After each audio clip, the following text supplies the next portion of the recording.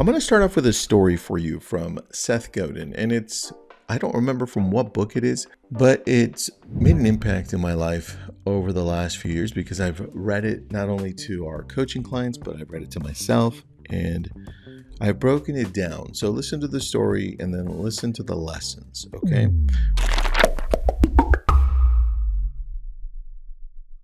Arthur Rialo is a world-class storyteller. Arthur sells real estate in my little town north of New York City. He sells a lot of real estate, more than all his competitors combined. That's because Arthur doesn't sell anything. Anyone can tell you the specs of a house or talk to you about taxes, but he doesn't. Instead, Arthur does something very different. He takes you and your spouse for a drive. You drive up and down the hills of a neighborhood as he points out house after house, houses that aren't even for sale.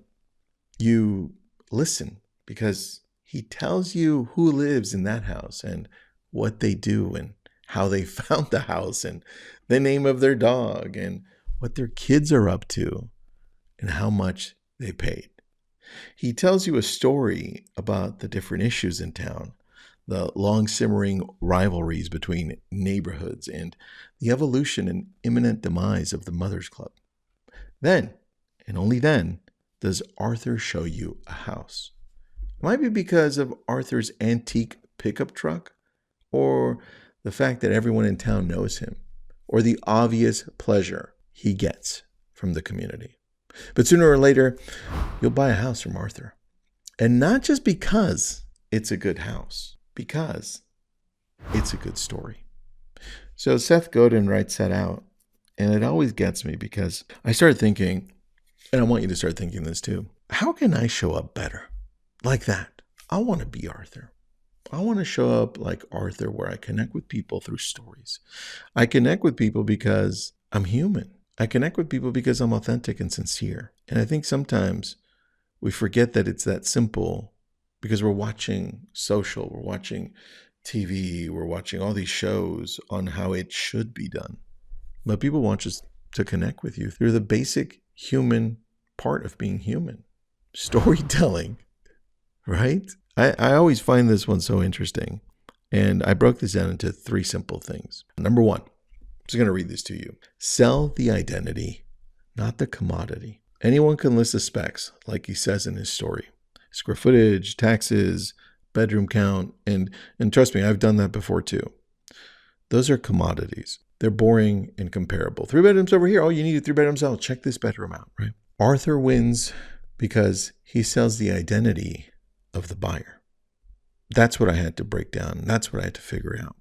By talking about the neighbors, the Mothers Club, and the town rivalries, he isn't asking, did you like this kitchen? He's asking, do you see yourself in this story? And to me, that was the key. Do you see yourself in this story? Let me tell you about this town. Let me tell you about the neighbors. Let me tell you about the hiking trails. Let me tell you about the things to do. During Halloween, this happens. The lesson, don't sell the object, sell who the customer becomes when they own it. Man, that is a big one for me. Number 2, context beats content.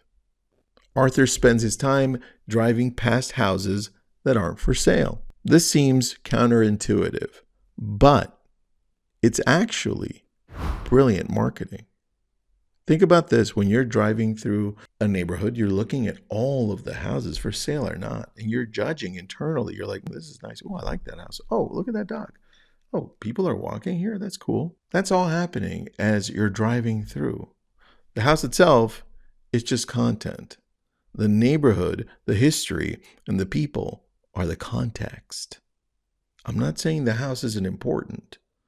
I'm saying there's a lot more importance into the neighborhood and the people there and the story than we thought originally. So content without context has less emotional weight to it. By painting a vivid picture, here's what I wrote down because I had to deconstruct the story.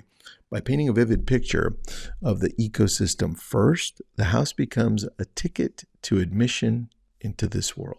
A lesson? Here's the lesson. Value is rarely found in the item itself, but rather in where that item fits into the wider world. Think of status. Think of all of these luxury items, all the purses that are bought because they come with a story, but they cost the same to make. Number 3, and the last one, connection before transaction. I'm just going to read this one to you. Seth Godin notes that then and only then does Arthur show you a house.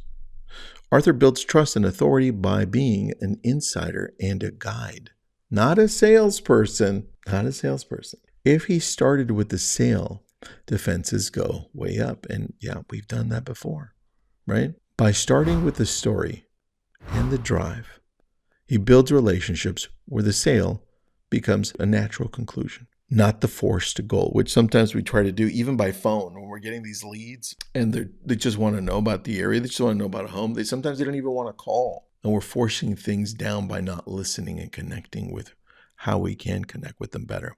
The lesson, stop trying to close the deal immediately. Invest in the narrative first, and the transaction will follow. Anyway, I've been wanting to share this one for maybe 2 years. I did one time in group coaching, but I've never shared it in a podcast. I love that story.